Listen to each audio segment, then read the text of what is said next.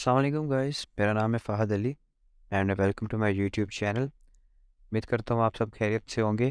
तो आज की इस वीडियो में मैं वेरिएबल को आगे लेके चल रहा हूँ, कि जिसमें मैं वेरिएबल के दो इम्पोर्टेंट टाइप को डिस्कस करूँगा।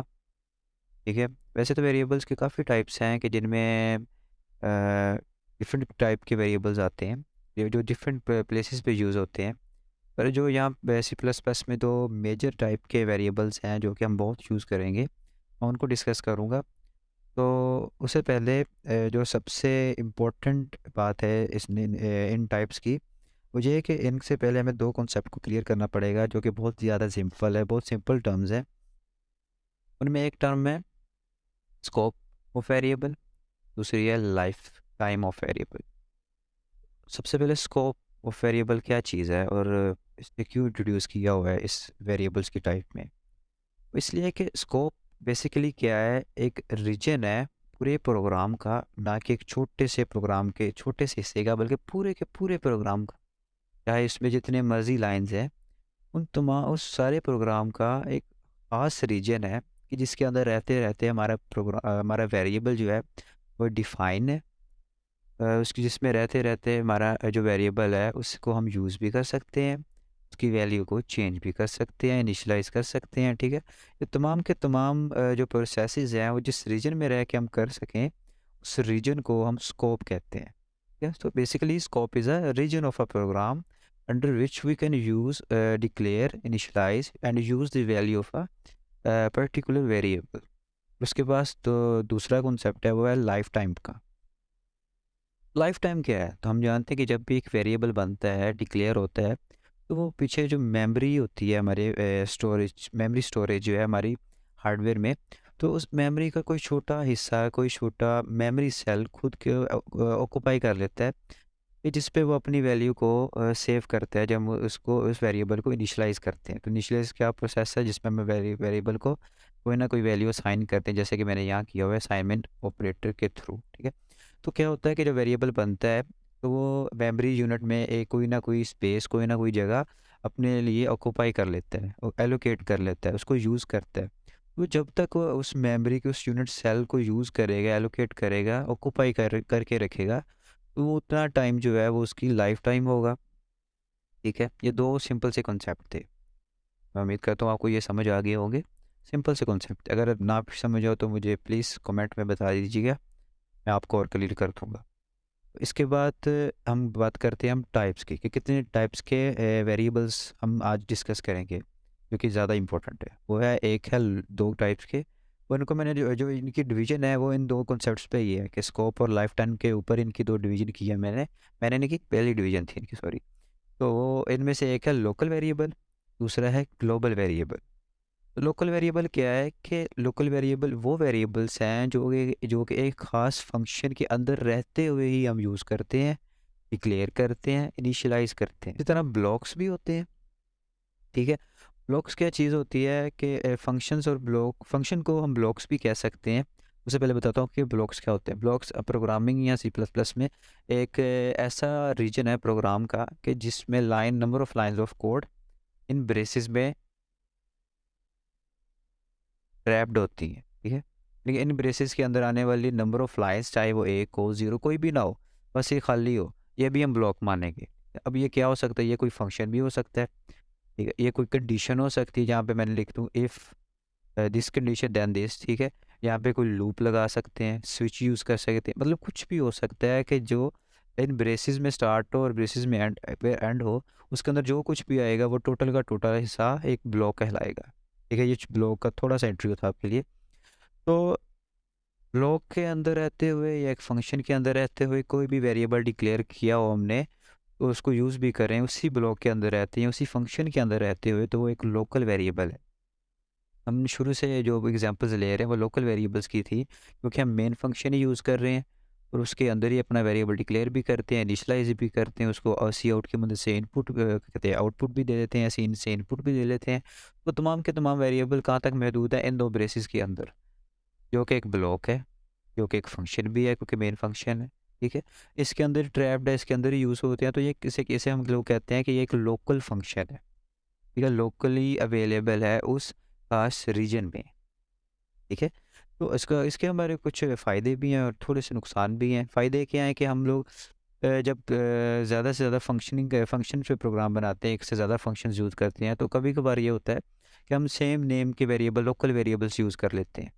तो लोकल वेरिएबल्स जो होते हैं, अगर एक ब्लॉक के अंदर मैंने कोई लोकल वेरिएबल बनाया है, जैसे नंबर मैंने इंटीजर वेरिएबल बनाया है नंबर के नाम पर। तो ये जो वेरिएबल है, ये सिर्फ़ इसका जो काम है, इसका जो एग्ज़िस्टेंस है, वो सिर्फ़ इन 2 ब्रेसेस के अंदर तक ही है।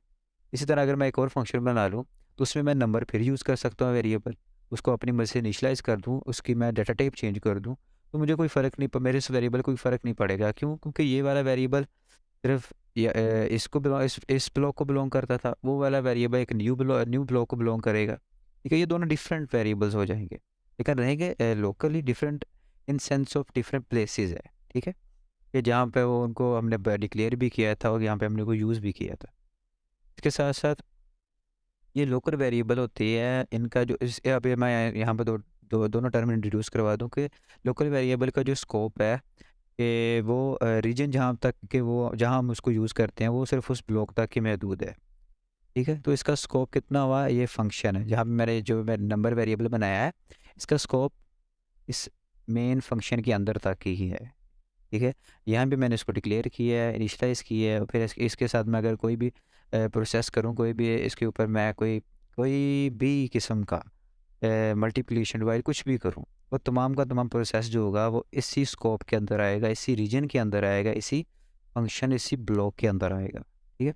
इसी तरह जो इसका लाइफ टाइम है, वो भी उतना ही उतने वक़्त तक ही रहेगा कि जब तक कि ये तुम्हारा सारा का सारा फंक्शन एग्ज़ीक्यूट ना हो जाए। ठीक है? जब जैसे ही ये सारा फंक्शन एग्ज़ीक्यूट हो गया, इसने and to zero value return कर दी और ये फंक्शन ख़त्म। तो इसी तरह इस वेरिएबल की जो लोकेशन थी पीछे मेमोरी पे, वो भी ख़त्म, मेमोरी मेरी फ्री हो जाएगी। ठीक हो गया? ये था हमारा लोकल वेरिएबल। इसी तरह मैंने यहाँ पे एग्ज़ाम्पल भी दी हुई है कि ये नंबर है, ये एक लोकल वेरिएबल है क्योंकि ये सिर्फ़ यहीं तक महदूद है। फिर दूसरी टाइप आती है ग्लोबल वेरिएबल। अब ग्लोबल वेरिएबल ऐसे वेरिएबल्स को हम कहते हैं कि जिसका जो स्कोप होता है, वो पूरा का पूरा प्रोग्राम होता है। मतलब इस प्रोग्राम के अंदर जितने मर्ज़ी फंक्शंस आ जाए, जितने मर्ज़ी क्लासेस आ जाए, जो भी आ जाए, उन तमाम क्लासेस, ब्लॉक्स इन सब के अंदर हम उस ग्लोबल वेरिएबल को यूज़ कर सकते हैं, उसकी वैल्यू को चेंज कर सकते हैं, ठीक है? तो ये इसे हम ग्लोबल इसलिए कहते हैं क्योंकि ये outside the function, outside the block हर किसी फंक्शन ब्लॉक के लिए अवेलेबल होता है। तो जैसे कि हम लोकल वेरिएबल एक फंक्शन के अंदर डिक्लेयर करते थे, लेकिन जो ग्लोबल वेरिएबल होता है, वो हम हेडर फाइल के बाद जो हमने ये स्टैंडर्ड स्टेटमेंट लिखी है, इसके फ़ौरन बाद हम इसको डिक्लेयर करते हैं और इसका डिक्लेरेशन का method same as local variable ही है, ठीक है? तो यहाँ पे मैं क्या करता हूँ, जल्दी से एक integer variable global variable declare कर देता हूँ, जिसका नाम भी मैं ग्लोबल ही रख देता हूँ। नाम कुछ भी रख सकते हैं, नाम से कोई मसला नहीं, बस श्योरिटी क्लियरनेस के लिए मैं इसको ग्लोबल कह रहा हूँ, ठीक है? इसको मैंने एक वैल्यू भी असाइन कर दी है, इनिशियलाइज़ भी यहीं कर दिया, डिक्लेयर भी यहीं कर दिया है। मैं इसको लिख देता हूँ लोकल, ठीक है? नाम लिख देता हूँ ताकि आपको आसानी रहे, ठीक है? और इसको मैं नाम दे देता हूँ ग्लोबल उस ग्लोबल वेरिएबल, ठीक है? अब जो मैंने ये ग्लोबल वेरिएबल यहाँ पे मैंने डिक्लेयर किया हुआ है, इसकी वैल्यू को मैं पूरे फंक्शन में के अंदर कहीं भी यूज़ कर सकता हूँ, ठीक है? कहीं भी यूज़ कर सकता हूँ, इसे अपनी ज़रूरत के मुताबिक चेंज भी कर सकता हूँ, ठीक है? मेरी मर्ज़ी है क्योंकि मैंने इसको ग्लोबल कह दिया है, अब ये पूरे के पूरे प्रोग्राम को अवेलेबल है। इसको कोई भी मेन फंक्शन, कोई भी और फंक्शन, कोई भी और क्लास, कोई भी और ब्लॉक, कोई भी इसको यूज़ कर सकता है क्योंकि ये एक ग्लोबल फंक्शन है, लोकल नहीं है। लोकल होता तो वो सिर्फ़ उस ब्लॉक के तक महदूद रहता। तो यहाँ पे हम कह सकते हैं कि ग्लोबल वेरिएबल की जो उसका जो स्कोप है, वो होल फंक्शन है। होल फंक्शन नहीं, सॉरी, होल प्रोग्राम है, ठीक है? ग्लोबल फंक्शन का स्कोप होल प्रोग्राम है कि वो कहीं भी यूज़ कर सकते हैं, उसको कहीं भी इनिशियलाइज़ कर सकते हैं हम लोग।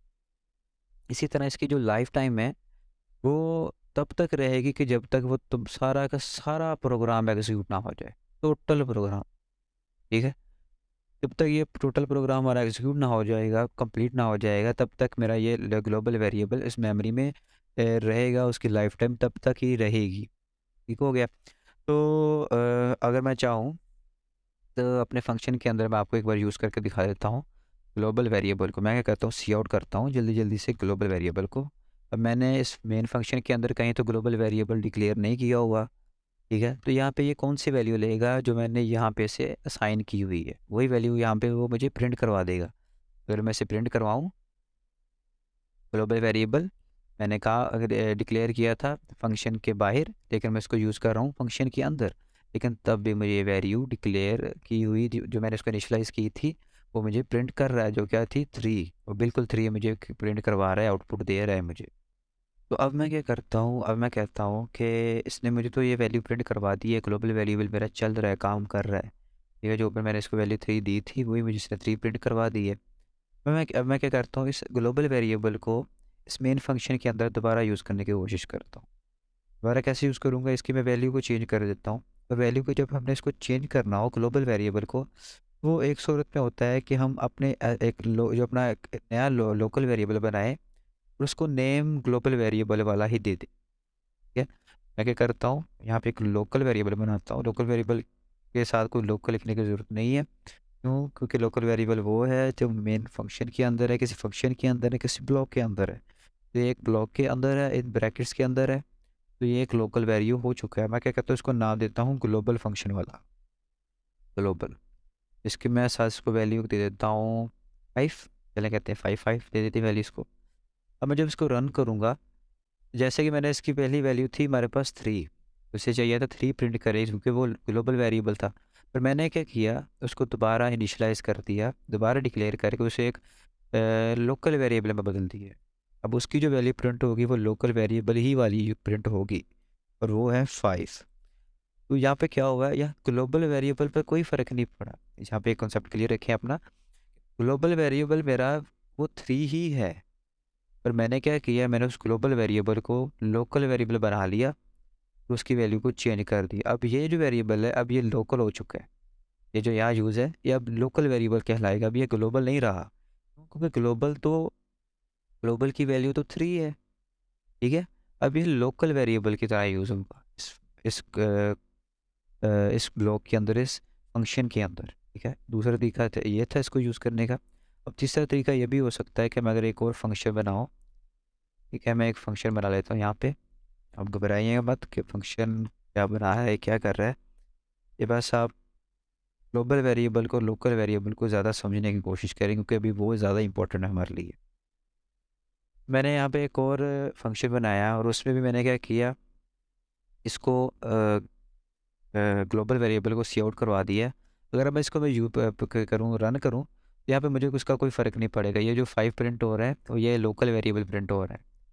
तो क्यों फ़र्क नहीं पड़ रहा है? क्योंकि जब भी हम सी प्लस प्लस में प्रोग्रामिंग करते हैं, तो जो हमारा कंपाइलर होता है वो हेडर फाइल को स्टैंडर्ड स्टेटमेंट को एनालाइज करने के बाद हमारे प्रोग्राम के अंदर, कोड के अंदर जो मेन फंक्शन होता है ना, उसको रन करता है। ठीक है? तो मेन फंक्शन के अंदर मेरे इस दूसरे फंक्शन की कोई हाउ ना ही नहीं है, ठीक है? यहाँ पे मैंने इसको कॉल ही नहीं किया, तो ये जो फंक्शन है, ये मेरे यूज़ का ही नहीं है। क्योंकि मैंने इसको भी यहाँ कॉल ही नहीं किया, इसको कहा ही नहीं कि भाई जो तू काम कर सकता है वो तू कर मेरे लिए, क्योंकि मुझे मेरी तेरी ज़रूरत पड़ चुकी है। तो मैं यहाँ क्या करूँगा, इसको कॉल करूँगा। या आप कंफ्यूज ना हो गया कि मैं यहाँ क्या कर रहा हूँ। बस मैं आपको ग्लोबल वेरिएबल की वर्किंग समझाना चाह रहा हूँ यहाँ पे थोड़ी सी। तो यहाँ पे मैंने क्या किया, फ़हद नाम का जो मैंने एक फ़ंक्शन बनाया था वॉइड। अब आप कहेंगे कि मैंने फ़ंक्शन बनाया है, मैंने यहाँ पे कोई वैल्यू रिटर्न क्यों नहीं की? तो मैंने जब इंट फंक्शन मेन फंक्शन बनाया था, वहाँ तो मैंने 0 रिटर्न किया था। वो इसलिए क्योंकि फ़ंक्शन की काफ़ी किस्म की कैटेगरीज़ हैं। इनमें जो इंट कैटेगरी आती है, उसमें हमें कोई ना कोई इंटीजर वैल्यू रिटर्न करनी पड़ती है, ठीक है? लेकिन जो वॉइड कैटेगरी होती है, इसमें हमें कोई किसी किस्म की वैल्यू को रिटर्न करने की कोई ज़रूरत नहीं पड़ती, इसलिए मैंने यहाँ पे कोई चीज़ रिटर्न नहीं की। मैं आपको डिटेल इंशाल्लाह फंक्शन वाले टॉपिक्स में डिटेल से इसको समझाऊँगा आपको। अभी के लिए ग्लोबल बनाते हैं फिर से। तो ये जो फ़हद एक मैंने इसे यहाँ पे कॉल किया है, ये बेसिकली क्या कर रहा है, रिप्रेज़ेंट कर रहा है इसी फ़ंक्शन को, इस टोटल फ़ंक्शन को रिप्रेज़ेंट कर रहा है। तो इस फ़ंक्शन में मैंने क्या है हुक्म दिया है, मतलब क्या स्टेटमेंट दी है, हुक्म क्या स्टेटमेंट दी है वो मैंने ये कहा कि ग्लोबल वेरिएबल को प्रिंट करवा दो, ठीक है। तो ये बेसिकली इसका मतलब ये है, इस फ़हद वाले डबल ब्रेसेस का मतलब ये है कि यहाँ पे ये प्रोग्राम, ये जो स्टेटमेंट है ये रन हो रही है, इससे मुराद ग्लोबल प्रिंट करना है। अगर यहाँ पे मैं सी इन लिखता तो इससे मुराद सी इन था, ठीक है। जो यहाँ पे जितनी भी लाइन्स होगी, जितना भी कोड होगा, वो सारा का सारा इस जगह पर रन हो, ठीक हो गया। तो यहाँ पे मैंने ग्लोबल की वैल्यू, स्टार्ट में ग्लोबल वेरिएबल की वैल्यू 3 थी। जब मैंने ये इस फंक्शन तक आया, अव्वल तो आएगा नहीं क्योंकि वो डायरेक्ट इस पर आएगा, लेकिन गुजर रहा है तो वो इससे भी गुजर गया, समझ ले गुजर गया। तो यहाँ पे इसने वैल्यू इसकी कर दी 3।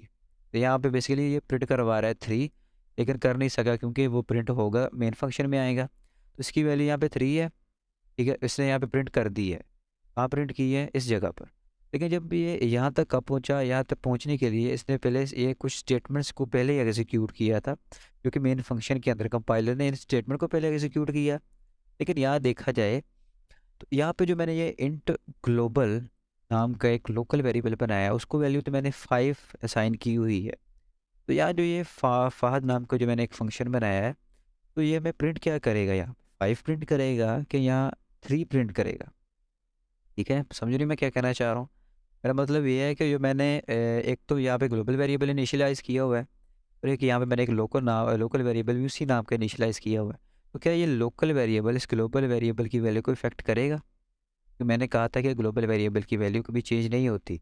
हम जो चेंज करते हैं उसमें हम उस वेरिएबल की स्टेट को ही चेंज कर देते हैं, उसको लोकल वेरिएबल बना लेते हैं, ठीक है। तो मैंने इसको रन किया तो इसने मुझे प्रिंट करवाया 3 5। ये इनपुट आपको समझ नहीं आएगी, मुझे इसको सेपरेट करने दें आपके लिए। मैं क्या करता हूँ, यहाँ कह देता हूँ एंड लाइन, ताकि ये दोनों की इनपुट जो है सेपरेट लाइन पर आ जाए, ठीक है। अब मैं इसको करूँगा प्रिंट। तो जब मैंने इसको प्रिंट करवाया तो इसने मुझे प्रिंट करवाया पहले 3, जो कि इस फंक्शन की वैल्यू थी, जो कि ये फंक्शन मुझे बता रहा था, या फंक्शन का जो काम था वो थी 3 वैल्यू से प्रिंट की, फिर उसने 5 प्रिंट की। अब ये क्यों हुआ कि मैंने तो इस फंक्शन को कॉल करने से पहले ही ग्लोबल वेरिएबल की वैल्यू चेंज कर दी थी।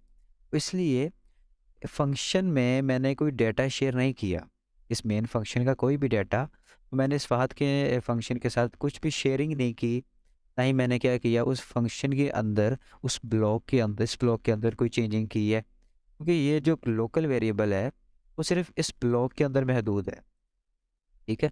ये फ़हद जो नाम का फंक्शन है ये अलग ब्लॉक को रिप्रेजेंट कर रहा है, ठीक है? ये ब्लॉक के अंदर एक ब्लॉक और है जो ऊपर मौजूद है, लेकिन रिप्रेजेंट ये फ़हद कर रहा है, ये जो वेरिएबल है, वो सॉरी फंक्शन कॉल किया है जो मैंने, ठीक है। तो इसकी वैल्यू इसलिए चेंज नहीं हुई क्योंकि जो लोकल वेरिएबल है, मैंने स्टार्ट में कहा था लोकल वेरिएबल के जो एक एक ब्लॉक के अंदर है वो दूसरे ब्लॉक के साथ शेयर नहीं कर सकते, क्योंकि हमें उसको खुद शेयर करना पड़ता। अगर यहाँ पे मैं कोई पैरेंथेसिस में इसको वेरिएबल को पास करता और ऊपर जाके मैं भी कोड में थोड़ी सी चेंजिंग करता, तो फिर ही इसकी वैल्यू चेंज होनी थी। यहाँ पे इसकी वैल्यू इसलिए चेंज नहीं हो रही क्योंकि ये फंक्शन, ये ब्लॉक और है, ये वाला जो लोकल वेरिएबल है ये किसी और ब्लॉक में मौजूद है, इसलिए ये इसकी वैल्यू को इफेक्ट नहीं कर रहा। तो ये डिफरेंट डिफरेंट वैल्यू प्रिंट करवा रहा है। तो ये जो वैल्यू प्रिंट करवा रहा है वो असल में ग्लोबल वेरिएबल की करवा रहा है, और ये जो वैल्यू प्रिंट करवा रहा है वो लोकल वेरिएबल की करवा रहा है, ठीक है।